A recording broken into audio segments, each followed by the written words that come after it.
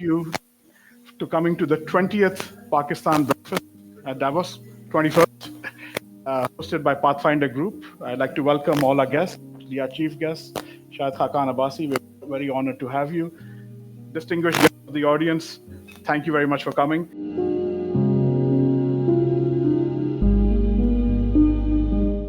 Thank you, Ikram. Thank you so very much. It's truly an honor to be back here and to be building on a great legacy that the World Economic Forum has had with the country of Pakistan, with Ikram and the team that we've been in partnership for a couple of decades now. So it's true, it has been a long time to get us here, but it's also a very opportune time. This conversation, this breakfast, this annual meeting couldn't come at a more intricate time for the global economy in a world of fragmentation. I've been friends with Ikram for a long time. And if you've been to this breakfast before, you'll know I always talk about what a great helicopter pilot he is. And that we've been flying together. He comes to see me in Texas and we fly together.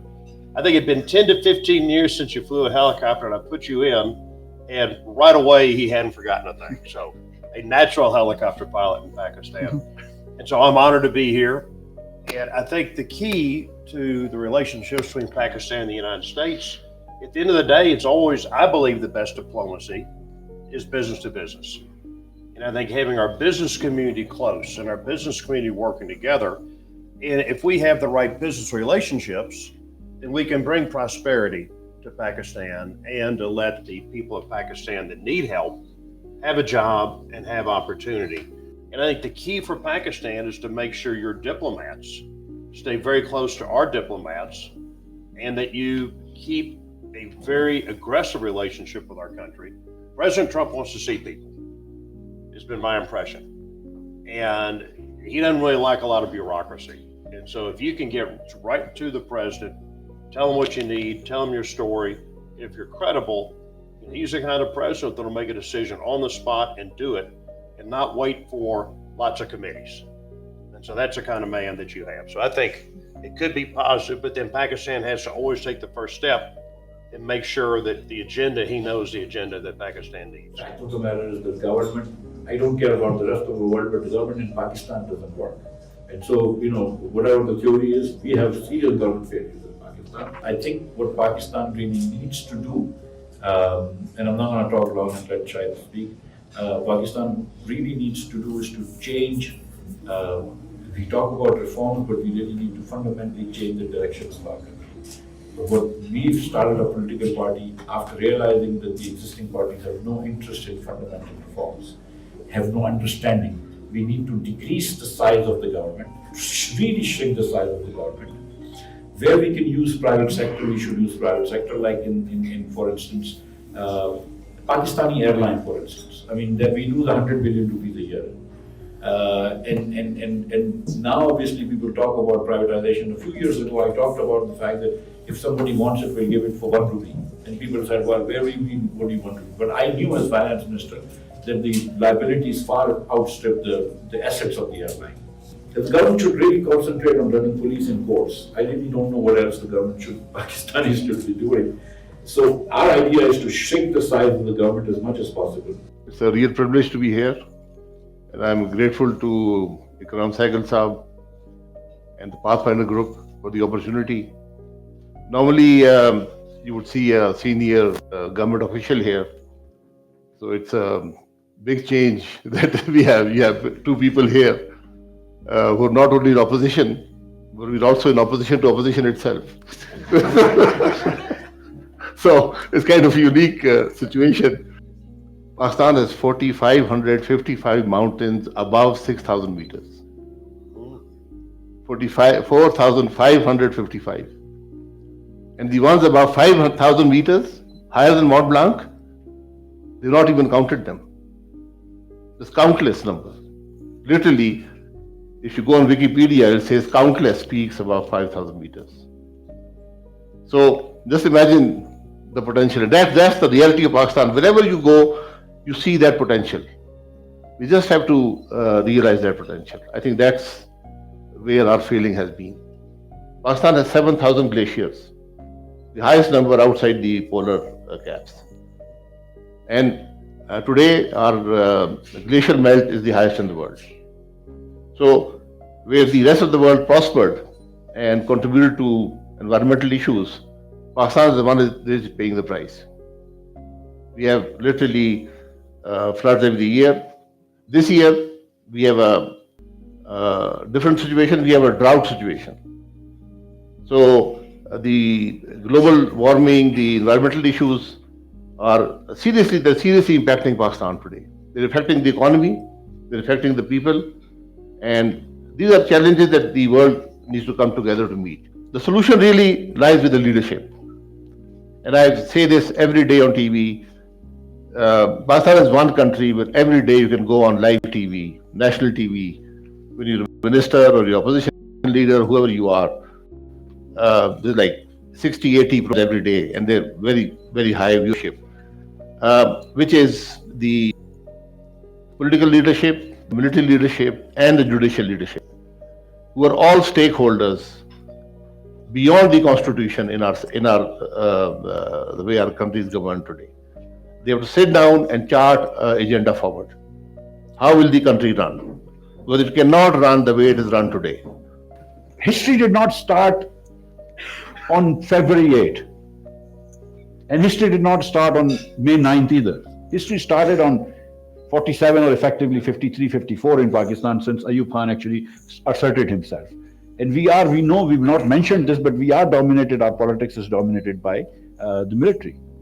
And Imran Khan from 2010 to 22 was their darling, was their child.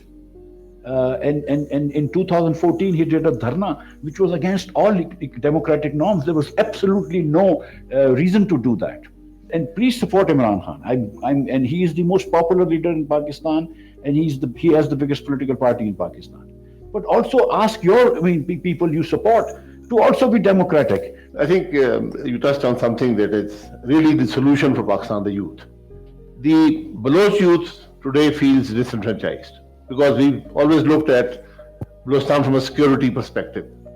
So the Baloch youth, like the other youth of Pakistan, they want their mandate to be honored, they want respect, they want a good education, they want a job, and they want business opportunities.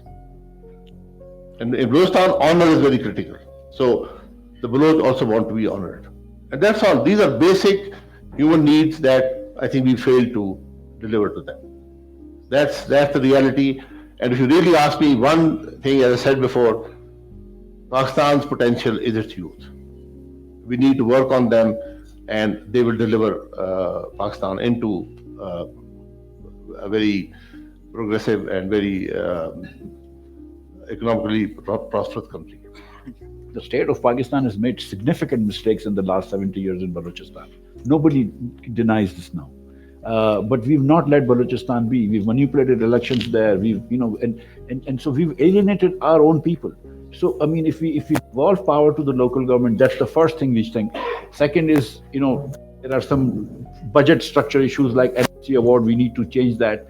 But then we need to also understand that we only have one resource. We don't have any other natural resource. Forget about gas, oil, all of that. We only have one resource, that is the human resource. That we need to cultivate. That takes 20 years. It's like a copper mine takes 5 years, a human being takes 20 years. Give them 20 years of good education and you will see the potential coming. So it's a long haul, 20 years.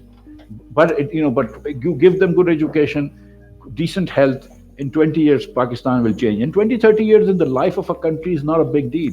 In 1990, Pakistan was 50% richer than India on a per capita basis. Today, we are 40% poorer. It's only 30, 40 years. This is where we've lost our way. We regain our way back. We'll be back in 20, 30 years. It's not a big deal. But 20 years, it's what we will require. There are no miraculous solutions. There's no miracles happening. We are the people who kind of believe in miracles, we do this and it fixes everything. It won't happen.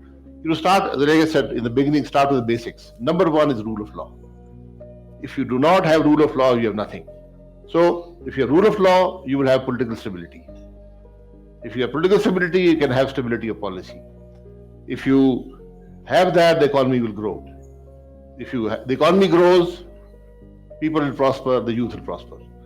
So, It all flows from that basic thing, the rule of law. That's where we should go. Over the last 5 years, there's been a 175% increase in IT exports.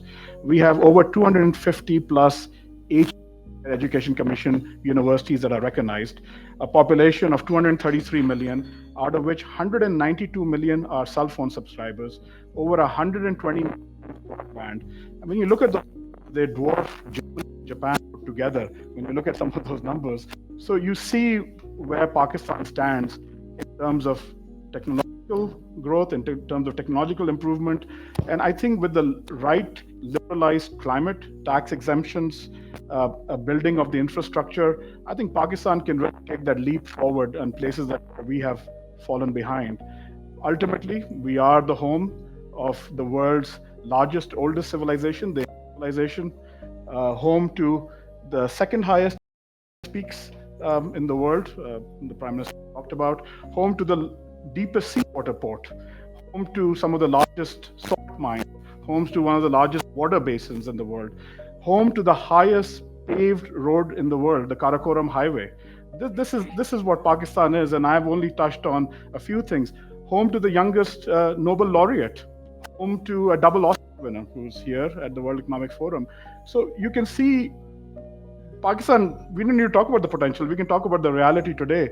Pakistan in a lot of ways is doing extremely well, but I think the things that have been highlighted, poor governance, I think structural reforms, especially economic reforms, and devolution of power. And I think we are in the era where small government is coming back everywhere. I think when you look at the various elections and so forth, I think people have come out resoundingly in the face of that people want government and a bigger private sector. So with that, I'd like to thank everybody, thank all guests for coming. Thank you to my father, Ikram Sehgal, who's somebody called the Pakistani Schwab, so we'll go with that monitor.